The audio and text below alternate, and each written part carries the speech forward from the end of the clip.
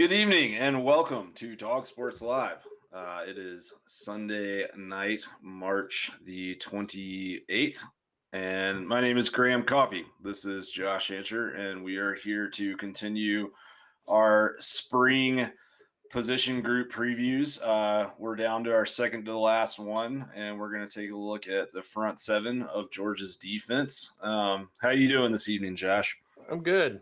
Long weekend of doing stuff, running around, getting ready for the holiday weekend coming up. But I am ready to talk some D-line stuff. You did some great work and research on this. We've talked about our young defense, but how are you doing? I'm good, man. It's interesting sort of digging into some of these position previews and looking at some of the advanced metrics and some of the stuff we can get from PFF and a lot of the sources that you subscribe to. I actually feel better about Georgia's defense going into 2021 than I did a couple months ago. I think there's a lot more to work with there than most people realize. I actually discovered last night. I mean, I knew this in my gut, but I haven't had a way to prove it. But Christopher Smith is an elite coverage guy.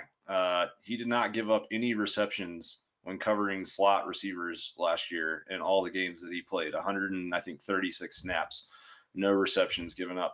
So that made me feel a lot better, right? Because we've been worried about the secondary, but there's still some holes we got to fill. And some holes. I've got the graphic up right now with Bill Connolly's returning production.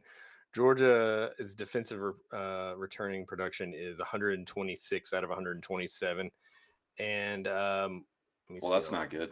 That's not good. No, it's not good at all.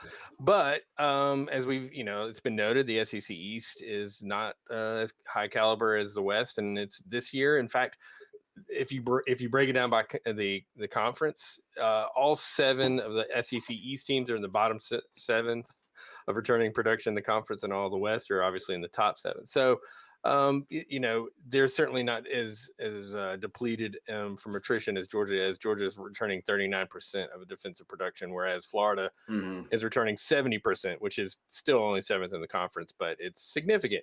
But we're not. A lot of teams are facing, especially teams on our schedule, are facing similar problems. But we've noted it many times in talking about secondary and the Georgia defense is highly recruited, highly touted, and we get to see them play. So some of the guys didn't play last year, but we've got some. Nakobe Dean played a lot last year, and he's going to be a leader this year. Yeah, 100%. Can I ask you a question? I'm curious about that statistic. So is that when Bill Connolly breaks down those returning production numbers, is that based on anyone on the team that made tackles or sacks or got snaps, or is it just based on starters that have left? No, it's everybody. It's okay. I believe he doesn't. It's on ESPN now, so and the college football data source that I use, and I'm part of that community, doesn't have the metrics up yet. But he's all based on EPA and right. success rate. So he's going deep. He's judging that on everybody that plays. So no, that's not just returner, just starters and stuff. So you can just count them all. Monty Rice, Richard LeCount. Yeah, Ojulari is probably the biggest one in the front 7. That he was the leader in every really front 7 statistic we had. So he's gone. So yeah, it's but that's the mark of a good program. Guys come and go. Right. It's that whole mantra of whether we reload, we reload. Totally. Well, yeah, and I think it's tough. It's a little. Don't get me wrong. What Bill Connolly, Bill Connolly is kind of the god of advanced metrics. But I do think it can be a little tough, especially with the defensive numbers. Just because things like sacks or interceptions or tackles for loss, those are going to be the big EPA plays. But if a guy is a shutdown corner and a ball never really gets thrown his way, that's not really going to show up on an EPA standpoint for the most part, right? No. So, in fact, yeah, your shutdown corners are going to have very low metrics. And I'm assuming he's building snaps into that as well. That's where that sure. Okay. that's that's where those guys get counted for sure. He's not just taking numerical stats. It's snaps. I mean, it's very similar stuff the PFF does in Totally. terms of Yeah. and just coverage snaps and all that sort of stuff. Right. Okay. Well, so I mean, I think that kind of drives home sort of a little bit of what we were talking about in pre-show here, which is just that with a kind of depleted secondary or a rebuilt secondary, however you want to put it. I mean, I think we have good experience at safety, but defensive backs and star position is going to be pretty much brand new. It's going to be really key on that front seven, the defensive linemen and linebackers to get pressure on the quarterback and not let plays get extended to where these new young guys in the secondary are having to cover receivers for 5, 6, 7 seconds. If that happens against Clemson, I think there's probably a really good chance we lose that football game just because it's going to be a long night if we can't get some pressure on the quarterback. So I think the logical place to start with this preview is kind of the interior line with your defensive tackles and nose guards, because in my opinion, the DTs are sort of the strength of this entire defense. Like Jordan Davis comes back, Jalen Carter returns from a phenomenal freshman year. Devontae Wyatt is a big body that's back from injury, and we actually have some metrics and stats that show he's I think a very underappreciated player and has a very big impact on the defense when he's in the game. But we also have the luxury of like some young talent at the position, right? Like Ingram Dawkins has come in, and there's some other younger guys in the program.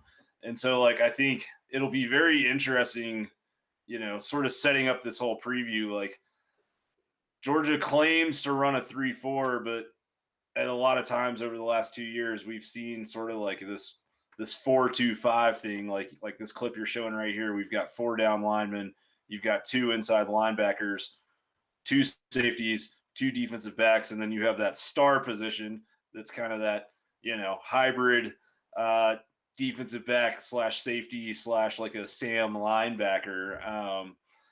So I think just from a defensive alignment standpoint, it's going to be really interesting to see what Dan Lanning and Kirby Smart decide is the best thing to do with this personnel. Obviously, Jordan Davis is the big body back in the middle, and you've been showing some clips of him here. I mean, I don't think it's a stretch to say he's probably the best defensive tackle in the SEC, and if he plays really well this year, he's probably the best in the country. And it's also just so rare to have an impact defensive tackle. So it's quite the luxury for Georgia as a defense. But it was huge news when he came back. I mean, that's better than any 5-star. We love 5-stars, but I mean, come on. I mean, totally. Having a leader and just literally anchor of the defense come back was pretty damn awesome. Yeah, and like when he's in the game, he demands a double team, right? He lines up either right directly over center or shades to either side between the center and the guard, and he commands 2 players. And so like in a traditional 3-4 defense, he's the type of player that you have to have. Think like Terrence Cody at Alabama when they kind of were first coming up under Saban, like having that guy that occupies space in the middle and occupies offensive linemen so that your linebackers can come and crash in the run or blitz the quarterback is crucial. So if he continues to like flash some of the pass rush abilities that we've seen at times throughout this year, I think we could see Georgia in that true 3-4 alignment again more. The next guy, that you kind of got to bring up at defensive tackle is Jalen Carter. Again, just a true sophomore, but probably already one of the best interior linemen, not just in the SEC, but also in the nation. And I mean, him and Davis, I don't know that there's a better tandem of defensive tackles / nose guards in the country.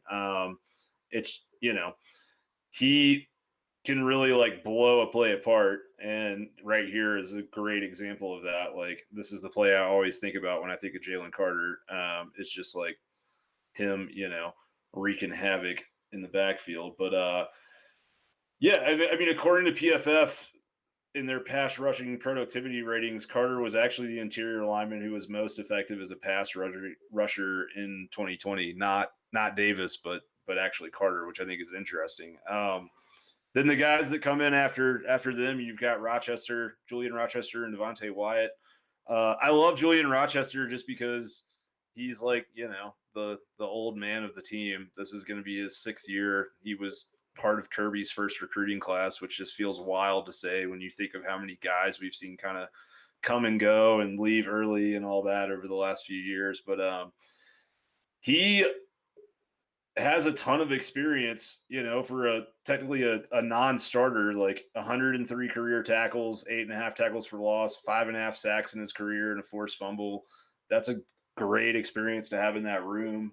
And then when you couple him with Devontae Wyatt, who started all 10 games at defensive tackle last season and is also taking advantage of those COVID rules to play an extra year of college football, it's going to be really interesting to see like how this shakes out. Because I think that in the past, we've talked about how deep the outside linebackers are on the UGA defense. I think this year, those interior linemen, that's probably the spot on the entire team where UGA has the best depth. The other thing that blew my mind is that Devontae Wyatt actually registered more pressures last season from his D tackle / nose guard kind of position than Jermaine Johnson or Nakobe Dean.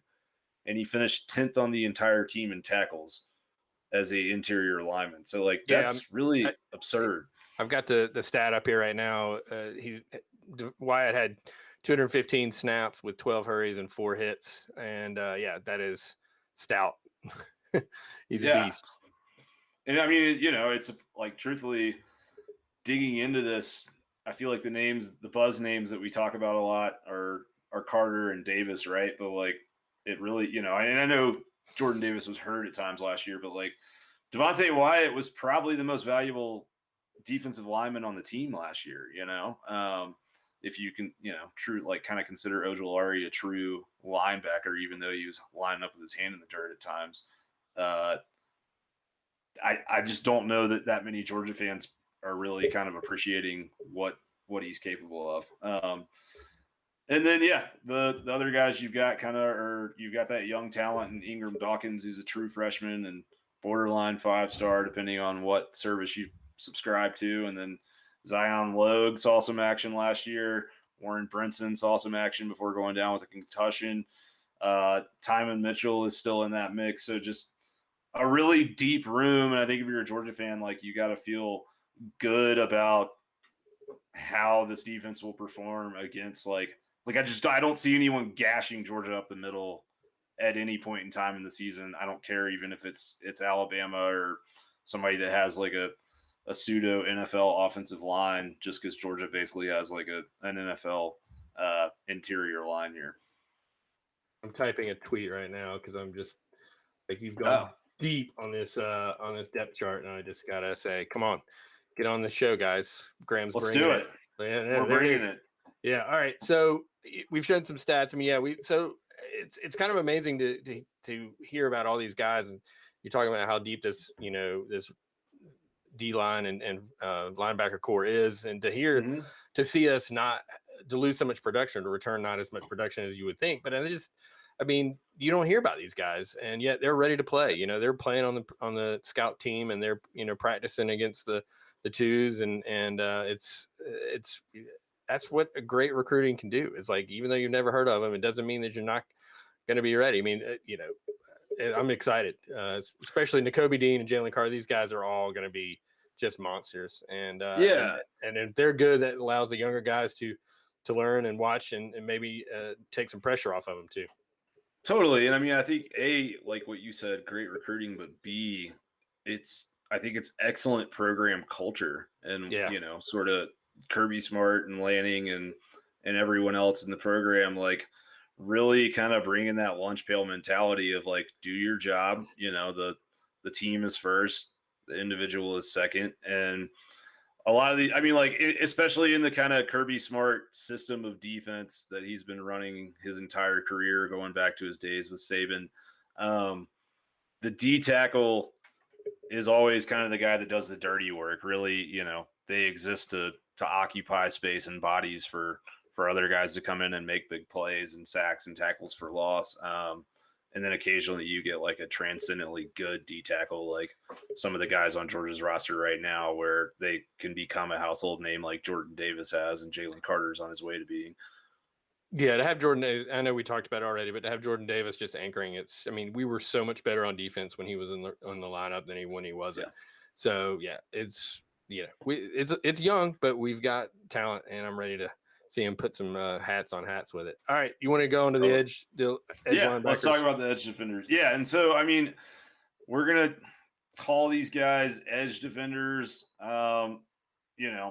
These are the same guys that Georgia calls outside linebackers, but let's be honest, they primarily are lining up in a 3-point stance. So they're much more like defensive ends and OLBs. But as we saw last year with the Z's, right? Like when Georgia has a hot pass rusher, historically, even going back before Kirby Smart, I mean, really, this is just a football axiom. They're good. And the one that is going to be the stud and kind of the guy relied on to get to the quarterback this year is that guy right there, number 19, Adam Anderson. And I mean, he has been kind of a pass rush specialist at times, like over the last few years. But, he sort of was buried at times on the depth chart, or not buried, but just like behind his ease. Jermaine Johnson, you had all these guys kind of in there taking snaps. And truthfully, like, I think he, other than Aziz, he's probably been the best pass rusher on the roster for at least the last season or two. The interesting thing with him is, there's been some question of like, is he big enough to shed blocks and defend the run and hold up in the run game? Right here, it looks like he can, but truthfully, just if you look situationally over the last year, Georgia just did not put the dude on the field that much when it was not, a pretty obvious passing down. So it's tough to say. And then apparently he's been training at Star some this offseason, right? And so, kind of tell us a little bit about that. I know you. Well, I mean, Kirby talked about in that first scrimmage practice that when you're you're inside backer, you're playing that star position. You got to drop back in coverage, and that's where they're experimenting with. They like his nose for the ball, but they've just got to try him out in coverage. And Kirby said he's had some good plays and he's had some bad plays. So I mean, and I'm wondering if that's kind of the reason Jermaine Johnson maybe took off, because he said he was playing everywhere, wasn't happy. Clearly, he transferred to Miami, I think, and maybe he wasn't willing to do what it took to play this defense like Georgia wants to play it, and didn't want to do coverage. He just wanted to go after quarterback. So Anderson clearly is going to be challenged there. And if you just look at Scene and Adam and Anderson's play and how they just tackle and attack the ball, I mean, they're very similar. I mean, I know they're probably built differently, but I can see some of, clearly Scene's going to be better in coverage, but I can see Anderson contributing there, and that's how you get on the field, is if you can cover, you're going to stay on the field, and you're not going to be tipping the offense off if you're coming after the quarterback, if you can drop back and cover the crossing route or the slant or whatever. So yeah, I mean, that's what they need me to do, and they want him on the field. Yeah, I mean, it's hard for me to imagine at this moment him like being on the field as a star on a 3rd and long play, matched up on a slot receiver or something like that. But I don't, I mean, like if you think about kind of the packages, like I think there might be, that star position may just be kind of like a classic platoon kind of thing where we've got somebody in there that has better coverage abilities on 3rd and longs and obvious passing downs. And then like having Anderson in there at times to help defend the run, but also at times to, rushing the passer from that kind of spot that's off the line just creates a lot more issues and confusion for an offensive line to deal with. So I think it's interesting. I mean, I think he's a guy that is probably, doing some of that cross training will probably make him a 3-down player for Georgia's defense this year, where he's just, like you were saying, always going to be on the field. But kind of his buddy there, right, is going to be Nolan Smith. And what is interesting about Smith is like, he was number 1 overall recruit. I think there's been a lot of talk of maybe he hasn't lived up to the hype or the promise. But if you look at his PFF numbers, which is just a piece of the picture, but if you look at his PFF numbers, it actually kind of tells us that he's very, very close, like extremely close. He's getting to the quarterback and creating problems for opposing offenses, but he's kind of always like that split second away from the sack, but he's creating a lot of pressures, a lot of hurries. So it'll be interesting to see if this year is kind of where it clicks for him and he's able to turn some of those pressures into sacks and be that true like 3-down edge defender, because he does a great job of shedding blocks and pursuing backs in the running game. And I don't know, I feel like he's a guy that, despite being that heralded recruit, like he's come in, I remember Kirby talking last year about Nolan calling him one night saying, I want to go down to the scout team so I can get more reps and get better. Like, it seems like he's a dude that does everything the right way. And I think, truthfully, like, my gut is that that's going to kind of pay off for him this year. Just like looking at it, it seems like he's been really close to being that impact player. And I hope it does. Like, I feel like he deserves, to reap the rewards of that work.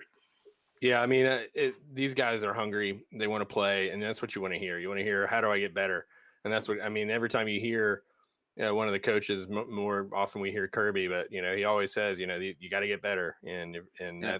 That's what these guys want to do. And that's why they're, 4 and 5 stars. And that's why we go after them. And Kirby wants them to play well, and he expects them to do what it takes. Well, yeah. And it's the kind of, classic Kirby Smart philosophy of, if you throw enough 4 and 5 stars at any problem, it'll probably solve it. Yeah, I mean, I think what's going to be interesting, I think Anderson and Nolan Smith are kind of the, a clear 1-2 at that position, but like, who sort of comes in after them? Is it going to be MJ Sherman, who was hurt at times last year, but again, another all-world recruit that, did some good stuff on special teams and tends to, there seems to be a lot of good hype and feedback on how he's performed since coming on campus. But you've also got Robert Beal Jr., who has kind of grinded away in the program for years and years and done things the right way. And, can he get on the field? Is that going to pay off? Will be interesting to see, because you also have Xavier Sori and Chaz Chambliss coming in, to, top 50 overall in the country linebacker recruits, which we get, it seems we get a couple of those every year at Georgia. And like, do they have the skills to come in and see the field immediately? I know, those guys have both enrolled early, and they're particularly about Chambliss. I feel like there's been some buzz already in spring practice. So it's going to be an interesting battle to watch for sure. I mean, Nolan Smith and Nakobe Dean were both freshmen, right? And they were playing in the Auburn game. So, yeah. I mean, so with no spring, shortened preseason, and you're playing, against Auburn in the second game of the year, which I believe was a top 10 game at that point. So, yep. I mean, I got a feeling if they're ready, I mean, having spring and summer practice, they're going to be there. So it's, well, they were both sophomores last year, but their freshman year, sorry. At Auburn. No, you're right, though. They were both playing in that game and played a lot of, I mean, hell, like the Notre Dame game in 2019, Nolan Smith was the guy that got that final pressure on the final play, to win the game. And he'd been on campus for a month at that point. So, I mean, I think we know that Georgia likes to keep their defenders fresh. And that's the difference between a really deep program, right? Like most programs in the SEC, save for like Vanderbilt, they're going to have really good players in their starting lineup, but can you throw waves of talent at an offense all day or a defense all day and wear them out? And, Georgia can do that in most cases. All right, you want to talk about the inside backers here? Yes. You want to go back to defensive ends and do inside backers first? Yeah, I've got Nakobe Dean's plays coming up right here. Okay, cool. Yeah, no, that's fine. So yeah, inside linebacker, Nakobe Dean is kind of that stalwart in the middle of the D, especially now with Monty Rice gone. He's going to have to fully step into that role as kind of like the defensive quarterback, so to speak. And he'll have, he'll be out there to organize some of these younger guys. He's one of those players that, like, I don't know that he does any one thing exceptionally, but he's just very good at everything. And, we was a Buckus semifinalist last season. Like, what else do I really need to say about it? Exactly. Yeah. Oh, And yeah. then the other, That. by the way, yeah. And then next to him, you're going to have Quay Walker. And I thought Walker did a really good job and filled in really nicely when Monty Rice was hurt last year and played really well for the most part. He's big, he's athletic. I think he's really good against the run. And looking at his kind of tackle statistics, he's done a good job at, he does not miss tackles frequently. I should say it that way. So, yeah, man, like I think that inside linebacker room is really solid, especially when you kind of go to that second wave. You've got Channing Tindall, who was a former 5-star all-world recruit. We didn't really see him at all in 2019, but 2020 was kind of a resurgence for him. He had 3 sacks despite only rushing the passer 11 times last year, which I think is hilarious. That dude's basically like, if this was Major League Baseball, he would be a Hall of Famer, right? So I think also we'll see him on the field because he does kind of have the body to where he can shift over to outside linebacker as well. So I would anticipate seeing him on the field quite a bit. And then you've got Smeal Mondon, who was the number 1 player in Georgia. He's going to be a true freshman coming in, and he's going through spring practice right now. So that should allow him to gain a hold on the scheme. And Rion Davis and Tresman Marshall are kind of other players who've been in the program for a while. Heralded recruits like almost all Georgia recruits, but have had some nagging injuries. So how that plays out is kind of TBD, right? Yep. I mean, it's amazing to see all these guys and all these snaps that we're showing that we're that depleted. But we play a lot of players, and that's what you were talking about. Kirby wants to keep them fresh, so these guys have gotten meaningful snaps, not just scrub time. I mean, they're gotten meaningful snaps, which is, that just tells me they're ready to play now. Totally, yeah. And so the last position group we've got is those defensive ends, kind of the true defensive ends. It's weird. Like, I don't know that we really, other than Trevon Walker, I don't know that we have like a traditional kind of D end on our team. It's a lot of these edge sort of outside linebacker rusher guys. But at 6'5" and 290 pounds, like, he's a freak. He's got enough speed to run down on kickoff coverage and has for a long time now. So it'll be interesting because he's got the size to kind of duck inside or line up at defensive end. And he's seen the field a good bit over the last 2 seasons and has had some impactful moments, like closing out the Auburn game with the sack of Bo Nix 2 years ago to kind of ice that game for us. But yeah, he's another one of those guys that, like, you're sort of waiting for him to take that kind of that next leap, a little bit like Nolan Smith, and it'd be interesting to see sort of how that plays out. And also, like, Jalen Carter is technically a D tackle or a nose guard, but he has the speed and the size to line up at D end, and probably, especially in run situations, will line up at D end. So yeah, and then you've got Tramel Walther is kind of that last guy there, and he's actually played a decent amount of snaps last year, and there's just a ton of depth is really the key. I mean, it's kind of frightening how many of these talented players are in here, like, splitting snaps. And it's also really impressive that Georgia manages to talk these guys that are all world recruits into, like, coming in and just kind of sharing time like this for years. And then and it seems like and we just picked up a top 50 guy today. I mean, it's like there's Kirby tells you we're going to recruit you, and then we're going to recruit somebody to play and challenge you the next year, and you're going to get a chance to play. And that's what it matters to these guys. They want to play, and they want to play with the best. So, right. Well, and I think, competition makes everybody better. And one thing that was interesting did you watch that announcement today when he? No, I was kind of oblivious to it. I mean, I was doing some church stuff. So, I mean, it was a nice thing to come home from Palm Sunday service and to find, the Go Dogs from Kirby waiting for me on Twitter, which was great. So I was completely out of it. Right. Yeah, no. It was interesting. I'm trying to remember this kid's name that committed today.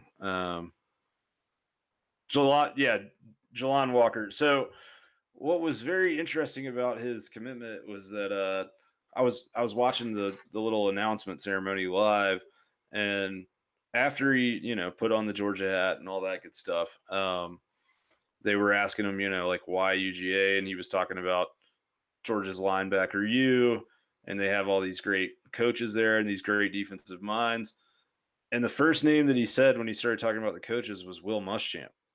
He's like, they got Nice. Will Muschamp and Kirby Smart and Dan Lanning. And I was like, wow, like that's significant. Yeah. And I mean, I don't know that even, as an analyst, I don't know that he even has contact with these kids directly, but I mean, just he must have been. He's obviously was recruiting him while he was at South Carolina. Yeah. Yeah. Well, someone on Twitter kind of responded to that and was saying that like a big part of the reason we brought Muschamp in was to recruit against Clemson, which we've picked up two guys on defense in this past week that are one a 5-star, one a really high 4-star. Both came down to Georgia and Clemson, so you gotta love that if you're a Dog fan, like winning those battles over them. Now, if we can just go beat them first week of next season, you'll really feel good. Yeah, I know. I mean, I'm so jacked for football, and all I've got waiting for me is G-Day, and then it's a long time. But we'll no, and also I saw something interesting that as soon as visits open up, it'll be interesting. Hopefully, we can hang on to these guys. There's no reason to think that we won't hang on to all or most of them and stuff. But it'll be an interesting summer once truly the floodgates open and stuff. And I suspect maybe that will even close. I mean, they're kids don't decommit from Georgia after they come here. You know what I mean? It's like they normally no, yeah. I mean, unless there's like a coaching change or something unforeseen. Right. I mean, we've got great facilities and great energy on it. So I'm not worried about that. But no, it's awesome. That 2022 defense is looking solid. Yeah, I mean, I think that class is already number 2 or maybe even number 1 depending on the recruiting service. Yeah, but, I mean, we're just only Ohio State's ahead just because they have more recruits, but on average we're number 1, I believe. Maybe Alabama might be number 1 on average, but yeah, I mean it's picking the fly shit out of the pepper, as my friend says. No, so that was awesome, dude. You did some hella good defense study, man. It was a lot of stuff, put a lot of graphs up there. I'll be tweeting these out tomorrow and to let you guys look at them and try to watch them on your phone and the tablet or whatever you're checking it out. But yeah, it was awesome, dude. I'm excited.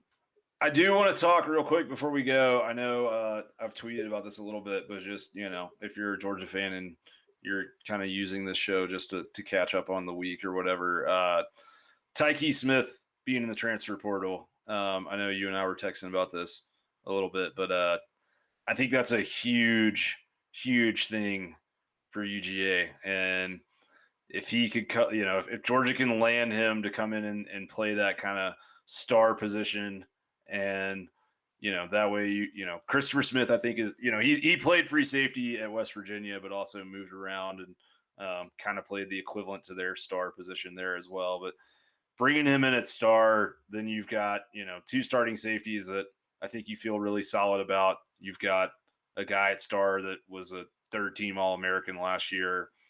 You've got Ringo at 1 boundary corner, who I think we know is going to be a stud. Really leaves like that one position in the secondary that you got to fill. You've got to fill one more boundary defensive back spot. But I think if you are a Georgia fan and that happens, you would feel way, way better. All right, you buried the lead. Tyke, you put this out, right? Is that how to say his name? Tyke? Yes. And he liked your tweet. So he retweeted it. He retweeted my video. Yes. Bro, we're talking about you on the show. We're probably committing a recruiting violation, but we're no way not associated with University of Georgia athletic program whatsoever. So come to Georgia and you can retweet our stuff anytime. Big shout out to that dude. And I'd love to come to Georgia, and you can join Lewis Seen and be the other official defensive back of Dawg Sports Live. I mean, right? Lewis has always been very good to us online, but if we could team him up with Tyke, I think we would have some jerseys to buy. Truthfully, I also truthfully, like if he does come to Georgia, that kind of like flips me from being like, I think we have a shot to win the national championship, to being like Georgia's probably the favorite to win the national championship, depending on how things.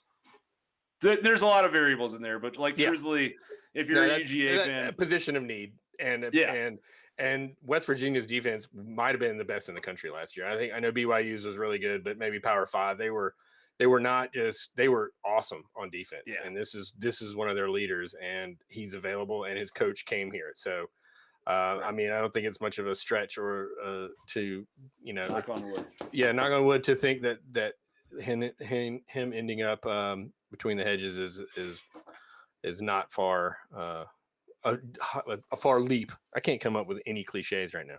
I'm tired. Okay. Well, and I think, you know, I mean, losing Pickens last week really sucks. I am happy just because it seems like we might get him back midseason, depending on how his rehab goes. But like, I think truthfully, if you were a Georgia fan and you took, you know, emotion out of it, like Georgia returns so much receiving production that I think, like, you know, kind of bringing in Smith would balance out a little bit of that sting of losing Pickens, who we all love to watch, who's a phenomenal player. But I think Georgia probably could afford to lose a wide receiver. You know, if Kirby Smart had the choice and was like, you got to trade a starting wide receiver, but you're going to get a starting defensive back in return, he would probably take that right now. Now, yeah, I mean, I know that's a silver lining worth putting on there. You know, we lost a player at a position that we were set at, and we could add a, you know, quality veteran at a position of need. So yeah, you can't really make those, but I know what you're saying. Like this, you know, this could be a net positive if you want to sort of kind of look at it like that. So I mean, yeah, it would be awesome. I don't know how the transfer portal works or when we're going to hear or anything like that, but I mean, I'm looking at it strictly through red and black shaded glasses. Like, yeah, of course he's coming to Athens. Why would he? Come on. All right. So one more thing before we sign off, and I know I kind of started the show mentioning this, but like, just in case Connor O'Gara at Saturday Down South decides to plagiarize us again, I want to get this on tape and out there.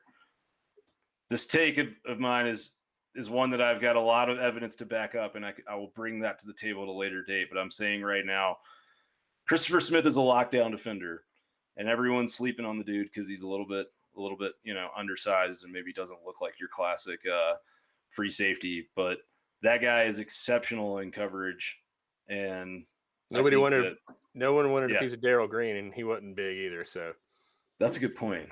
Yeah, and I mean, honestly, like, everyone wonders about his ability to hold up in the run game, but there was a few plays, especially in the bowl game, where like he came up and walloped dudes in run support. So I think that everyone has kind of like talked about him a little bit, like maybe it'd be nice if we could upgrade over him or someone else could play safety or whatever. But the stats, the advanced stats say that like he was as good of a cover guy that Georgia had on the field last year, and that included 3 guys that are going to be NFL draft picks in, you know, a few weeks. So just putting it out there. All right, man. Dude, thank you for bringing this. I enjoyed it. I learned a lot. Hopefully you guys are still with us. And it's okay if you aren't. It's okay. All right. Yeah, it's 30 minutes. 38 minutes, but that was solid. 38 minutes of me not screwing up plays and you bringing the heat. So all right, let's get out of here before we screw anything up. All right. Follow us on Twitter. Watch for Graham stuff on dogsports.com. Subscribe to the YouTube channel. This will be uploaded later. We're not sure how we're going to do this going forward because Twitter, Periscope things changing dramatically this week. So, but we we'll figure it out. All right, go Dogs. Yeah, absolutely. Go Dogs. Thanks, buddy.